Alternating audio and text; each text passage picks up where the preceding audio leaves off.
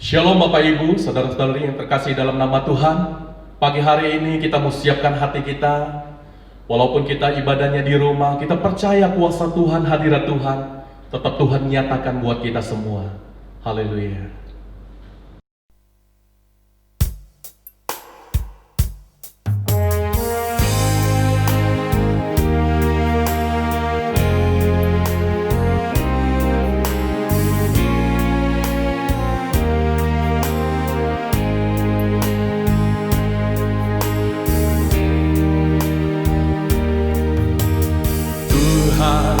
Ku mau menyenangkan-Mu, Tuhan, bentuklah hati ini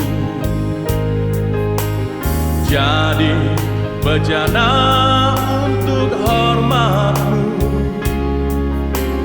Cemerlah bagai emas murni, Tuhan, ku serahkan hatiku, semua ku berikan padamu. Kuduskan hingga tulus selalu,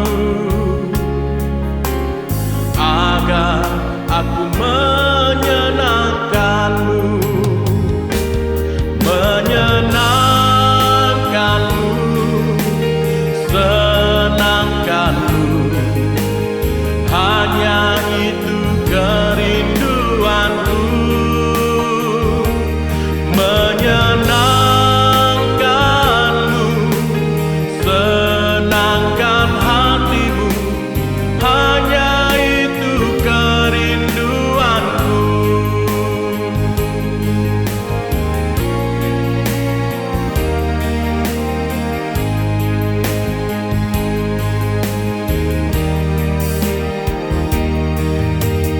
Tuhan, ku serahkan hatiku,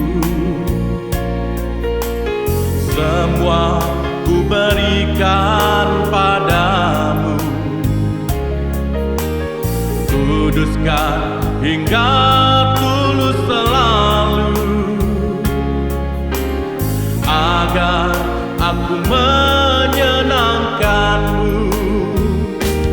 menyenangkan-Mu, senangkan-Mu. Hanya itu kerinduanku, menyenangkan-Mu, senangkan hati-Mu. Hanya itu kerinduanku, menyenangkan-Mu, senangkan-Mu. Hanya itu kerinduanku, menyenangkan-Mu, senangkan hati-Mu. Hanya itu kerinduanku,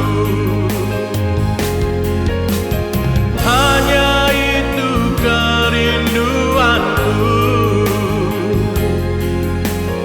hanya itu kerinduanku. Haleluya, menyenangkan-Mu Tuhan, itu kerinduanku.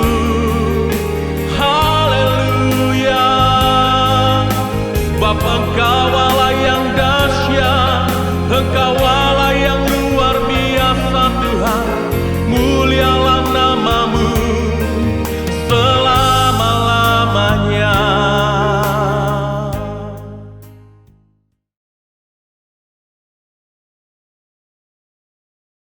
Shalom Bapak Ibu Saudara yang dikasihi Tuhan. Selamat bertemu kembali dengan saya dalam ibadah online. Dan saya mengajak Bapak Ibu Saudara untuk sungguh-sungguh menyiapkan hati untuk menerima kebenaran firman Tuhan.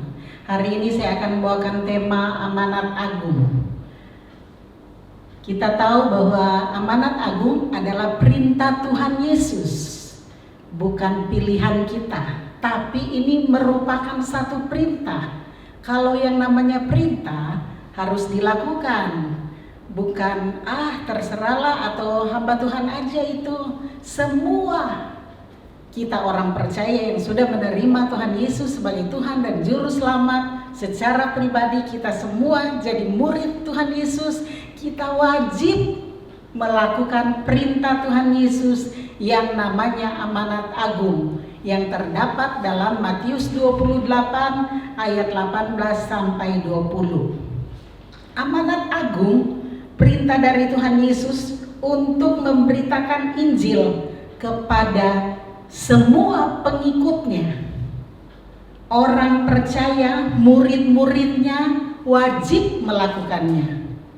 Jadi ingat Bapak Ibu, ini tugas bukan hanya hamba Tuhan, full time, pengerja, tapi semua kita jemaat orang percaya wajib melakukannya.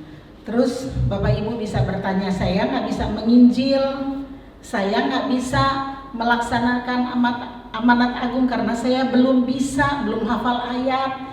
Tapi kita bisa kerjasama. Bapak Ibu bisa secara sederhana, jangan pusing-pusing. Ajak teman, ajak saudara atau sahabat, tetangga, itu sudah melaksanakan amanat agung.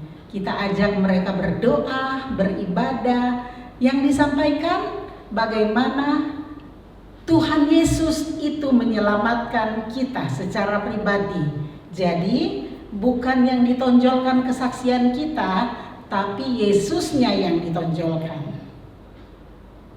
Perhatikan apa yang harus kita sampaikan. Jadi nggak muluk-muluk dan nggak usah jauh-jauh, pikirannya sederhana aja. Bapak Ibu menerima Tuhan Yesus secara pribadi bagaimana? Itu yang diceritakan.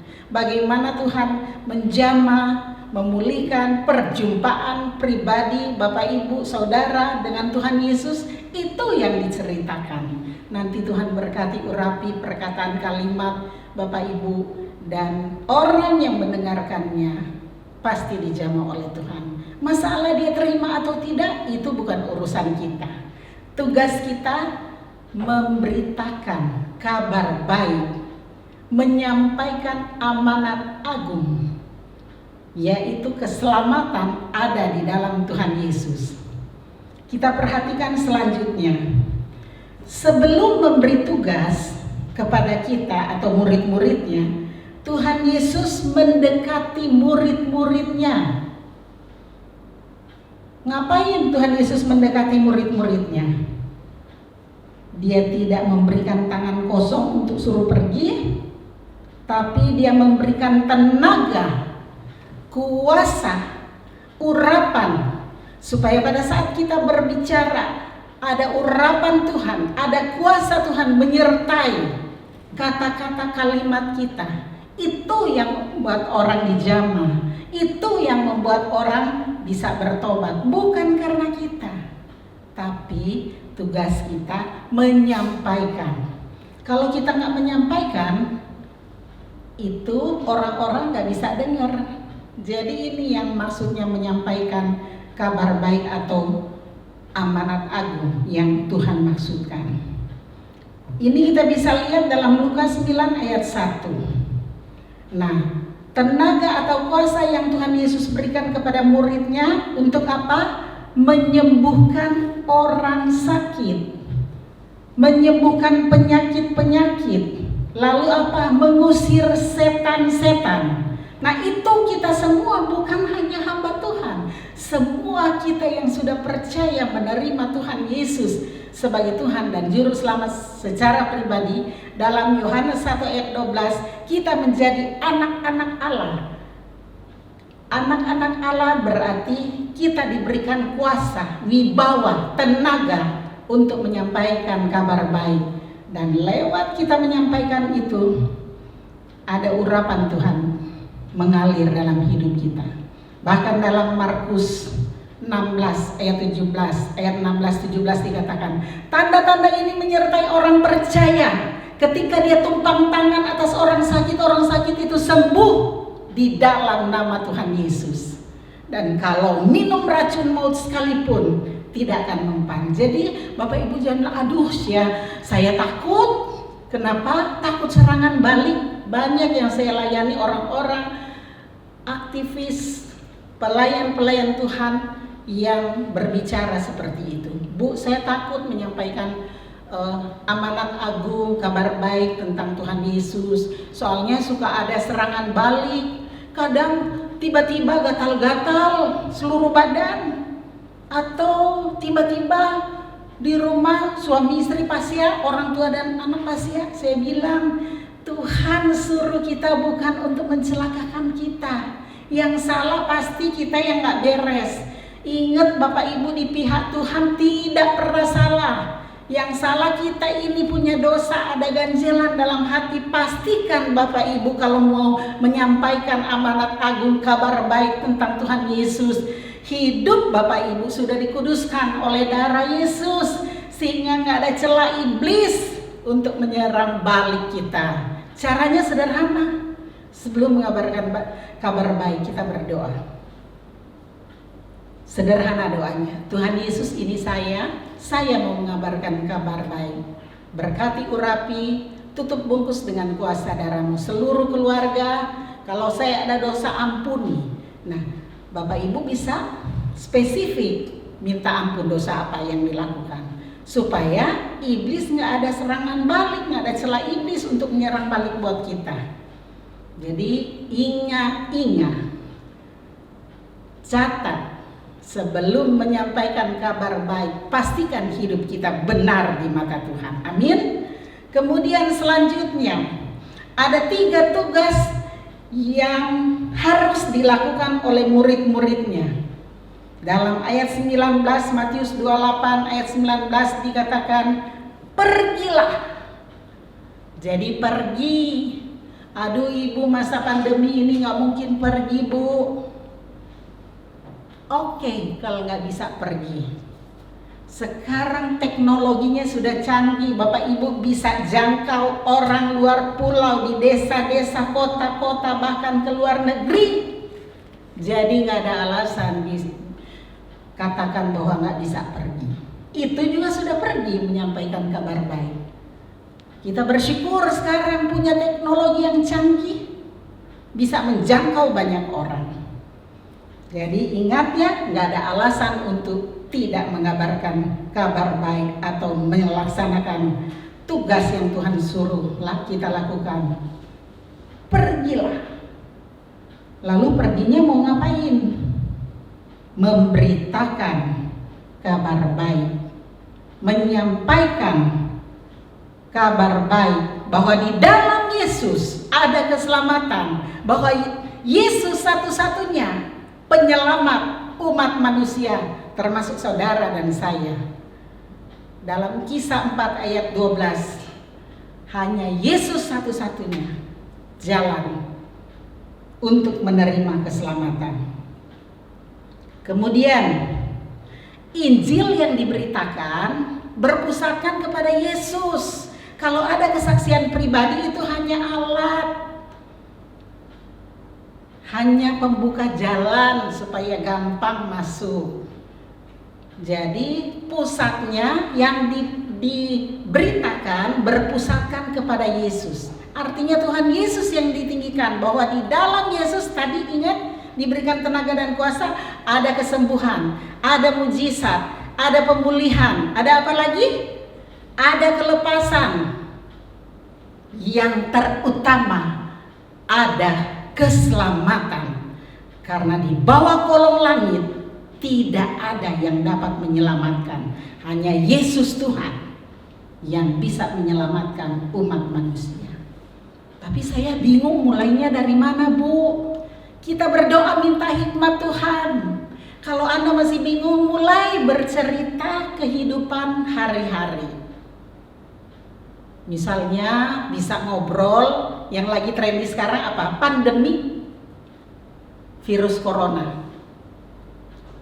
Kita bisa masuk dari situ, bercerita. Dan ingat, yang memegang kendali pembicaraannya kita, bukan lawan kita. kita sudah masuk situ, kemudian kita arahkan. Puji Tuhan, kalau saya emang nggak takut, ya secara manusia takut, tapi ketika saya berdoa saya tahu Tuhan Yesus pasti tolong saya, pasti lindungi saya, pasti membatasi, memproteksi saya sehingga tidak tertular virus COVID-19. Nah itu kita bisa bersaksi seperti itu. Jadi nggak ada alasan untuk tidak bersaksi, memberitakan kabar baik. Yang berikut dalam 1 Yohanes 1 ayat 9, jika kita mengaku dosa kita, maka Ia, yaitu Yesus, adalah setia dan adil. Dia akan mengampuni segala dosa kita. Artinya apapun masalah, persoalan Anda atau orang yang Anda beritakan itu punya masalah, punya dosa yang sebesar apapun, dalam 1 Yohanes 1 ayat 9 berjanji, Tuhan berjanji Dia mengampuni. Yang penting syaratnya apa? Kalau dosa diampuni, mengaku. Ajak orang tersebut itu mengaku dosanya, kemudian didoakan. Karena ketika seseorang bertobat sungguh-sungguh mengaku dosa, ia memperoleh pengampunan dosa. Ini janji Tuhan tentang pengampunan dosa. Lalu yang berikut dalam Yohanes 3 ayat 16, karena begitu besar kasih Allah akan dunia ini, sehingga Ia mengaruniakan anaknya yang tunggal, supaya barang siapa yang percaya tidak binasa, melainkan beroleh hidup yang kekal. Nah itu Bapak Ibu, jadi tidak ada mudah-mudahan. Kalau percaya mudah-mudahan selamat. Enggak, ada kepastian keselamatan di dalam Yesus. Itu yang diberitakan. Lalu jangan sampai orang yang kita beritakan udah yakin, kita sendiri ragu-ragu. Ini jaminan ayat ini. Ketika kita menerima Tuhan Yesus sebagai Tuhan dan Juru Selamat secara pribadi, kita yakin bahwa keselamatan menjadi milik kita. Yang berikut kita lihat dalam 1 Yohanes 5 ayat 11 sampai dengan 13. Dikatakan demikian. Dan inilah kesaksian itu, Allah telah mengaruniakan hidup yang kekal kepada kita, dan hidup itu ada di dalam anaknya. Barang siapa memiliki anak, ia memiliki hidup. Barang siapa tidak memiliki anak, ia tidak memiliki hidup. 13. Semuanya itu kutuliskan kepada kamu, supaya kamu yang percaya kepada nama anak Allah tahu bahwa kamu memiliki hidup yang kekal. Nah itu kepastian, ada kepastian keselamatan, bukan mudah-mudahan. Ya. Kemudian itu langkah pertama tadi pergi. Yang kedua dalam Matius 28 ayat 19, perintah Tuhan Yesus. Jadikanlah semua bangsa muridku. Jadi kita mau beritakan Tuhan Yesus itu jangan pilih-pilih. Udahlah saya mah orang Sunda aja, saya mah orang Chinese, saya mah orang Batak aja. Enggak. Tuhan katakan jadikanlah semua bangsa muridku. Habis gimana dong Bu caranya kita berdoa? Tuhan pertemukan saya dengan jiwa-jiwa yang membutuhkan Engkau, dan pakai saya, urapi saya. Pasti ketika Bapak Ibu sudah berdoa gitu, Tuhan akan pertemukan. Pertemukan gimana? Gak bisa ketemuan kan Bu? Bisa. Anda mulai nyapa teman-teman, sahabat, saudara, lewat WA, lewat telepon, lewat teknologi yang canggih yang Tuhan sudah berikan. Pasti ada yang membutuhkan kalau Anda sudah berdoa seperti itu. Ya, kemudian ajar mereka untuk berdoa, pujian, penyembahan, membaca dan merenungkan firman Tuhan setiap hari supaya mereka bertumbuh rohaninya. Jangan sampai kayak bayi sudah dilahirkan tapi nggak dikasih ASI, nggak dikasih susu, ya lama-lama mati. Demikian juga manusia kalau dia sudah lahir baru, sudah menerima Tuhan Yesus sebagai Tuhan dan Juru Selamat secara pribadi, rohnya sudah diperbaharuinya oleh Tuhan. Jadi kita perlu memberikan makanan rohani, baca firman Tuhan, ajar dia untuk berdoa, memuji, menyembah Tuhan. Lalu yang berikut, ajar mereka untuk mengikuti komsel. Masukkan dia dalam satu kelompok yang bisa membangun. Nanti kalau yang wanita atau yang masih muda, ya kelompok anak muda. Jangan kelompok anak muda gabungnya sama ibu-ibu, nggak nyambung kalau sharing. Nah, kita yang membawa mereka dekat pada Tuhan harus tahu komunitasnya, harus pas. Kemudian ajar mereka untuk beribadah setiap hari Minggu. Ya kayak sekarang ada offline, ada online. Jadi kita bisa, kalau yang umur yang sudah lansia, jangan suruh beribadah di gedung sesuai dengan aturan pemerintah ya. Suruh online. Kalau yang masih muda-muda, jangan anggap juga udah tua, udah malas, akhirnya udah gak mau ibadah bertemu di gedung. Pengennya ibadah online terus, jangan juga. Pokoknya lihat ya, perhatikan. Kalau sudah bisa ibadah offline, yang masih muda-muda silahkan. Kemudian ajar untuk mereka memberi persembahan korban. Ya, dalam ibadah kita lihat contoh-contoh di Alkitab, selalu Tuhan ajarkan untuk memberi persembahan korban. Jangan egois. Tujuannya bukan apa? Bukan Tuhan miskin, bukan. Untuk supaya kita diberkati. Ya. Kemudian ajar mereka untuk mengembalikan milik Tuhan 10% per puluhan. Tuhan kasih kita 90%. Tuhan hanya minta kita mengembalikan, bukan memberi ya, mengembalikan milik Tuhan 10%. Nah, itu ada pelajaran khusus ya. Makanya masuk, muridkan dia ya, ajar. Kemudian ajar mereka bekerja, berusaha dan melayani pekerjaan Tuhan dengan mengikuti Tuhan. Amin. Taat, melakukan firman Tuhan dan mengikuti Tuhan Yesus dengan segenap hati, segenap jiwa, pikiran, seluruh keberadaan kita. Fokus beribadah kepada Tuhan, mengasihi Tuhan. Dan perintah Tuhan Yesus yang ketiga, baptislah mereka dalam nama Bapa, Anak, dan Roh Kudus. Nah, di gereja ada aturan ya, ada hamba-hamba Tuhan yang ditunjuk untuk membaptis. Yang kita bawa kepada hamba Tuhan, kerjasama sehingga mereka dapat dibaptis, ya, diselamatkan, dipanggil, ditenggelamkan. Nah, ini firman Tuhan, bukan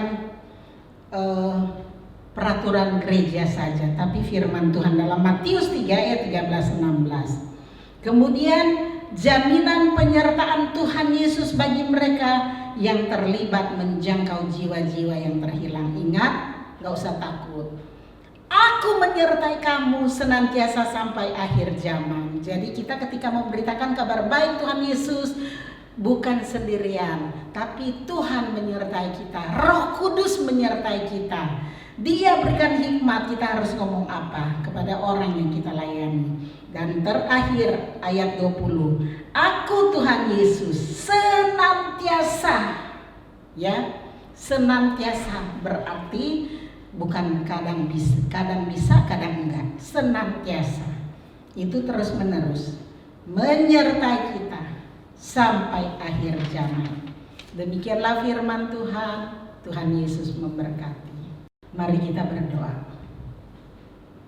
Tuhan Yesus, kami mengucap syukur untuk kebenaran firman-Mu yang sudah kami dengar bersama-sama. Kami mau berdoa Tuhan dalam nama Yesus. Biarlah Engkau sendiri yang memakai kami untuk memberitakan kabar baik, keselamatan hanya ada di dalam Engkau Tuhan Yesus. Beri kami semua keberanian. Ampuni kami kalau waktu-waktu yang lalu kami abaikan perintah-Mu ini, yaitu memberitakan amanat agung. Mulai sekarang Tuhan, kami butuh Roh Kudus untuk menolong kami sehingga kami berani memberitakan kabar baik bahwa di dalam Tuhan Yesus ada keselamatan kepada orang-orang di sekeliling kami, kepada sahabat keluarga kami. Tuhan, Engkau sendiri yang tolong kami semua supaya kami mau meresponi kebenaran firman Tuhan ini. karena kami tahu waktumu sudah dekat.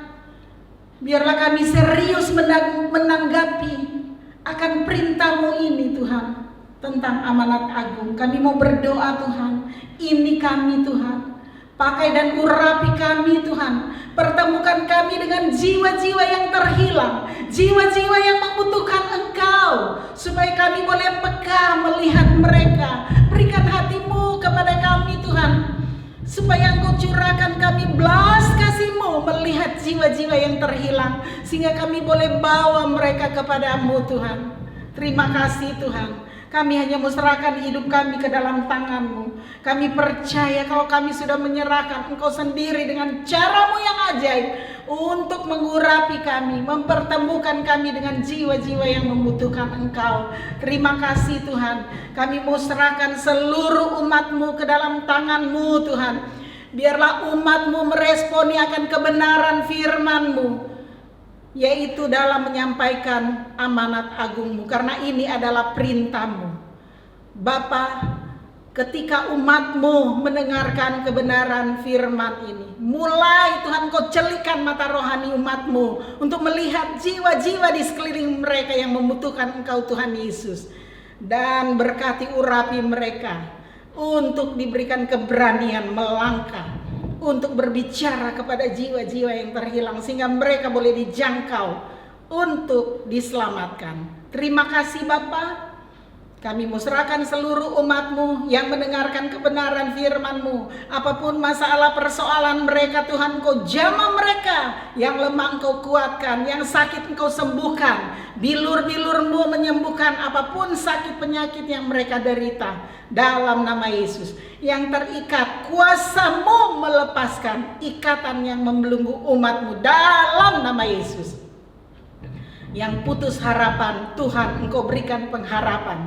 Tolak roh putus asa, pengharapan yang di dalam Engkau berikan dalam nama Yesus. Yang susah Tuhan Engkau hiburkan, yang membutuhkan dana biaya hidup hari-hari Engkau yang penuhi dalam nama Tuhan Yesus. Terima kasih Bapa, dalam nama Yesus kami berdoa dan mengucap syukur. Haleluya. Amin. Saudara telah mendengarkan firman Tuhan. Kiranya firman Tuhan ini mari menguatkan, meneguhkan, dan memberkati saudara. Mari kita sama-sama menaikkan pujian. Hanya kepadanya aku kan berlari.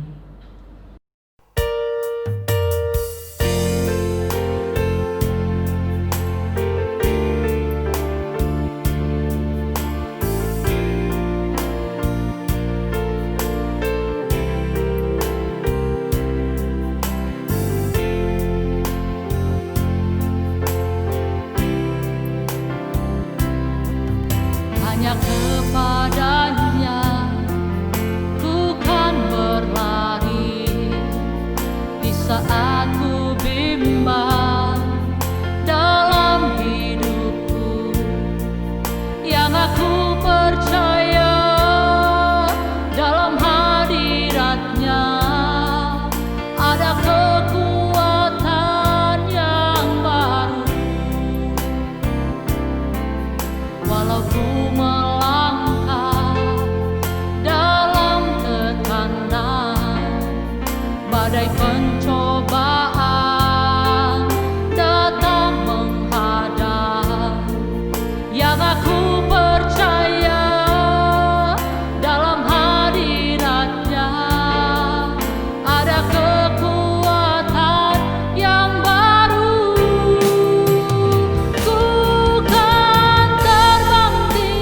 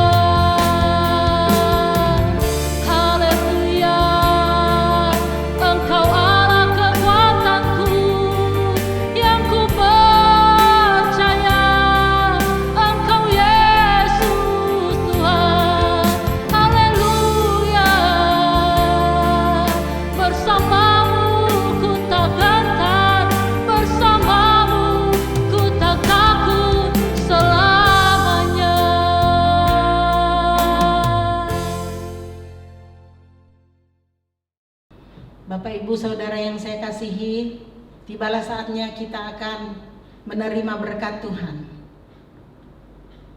Tuhan memberkati engkau, Tuhan memberkati keluargamu, Tuhan memberkati usaha pekerjaanmu, Tuhan memberkati pelayananmu. Biarlah damai sejahtera dari Allah Bapa, kasih sayang dari Tuhan Yesus Kristus, serta persekutuannya dengan Roh Kudus menghibur, menguatkan, bahkan menyertai saudara dari sekarang sampai selama-lamanya, sampai Tuhan Yesus menjemput kita kali yang kedua. Semua orang percaya katakan amin.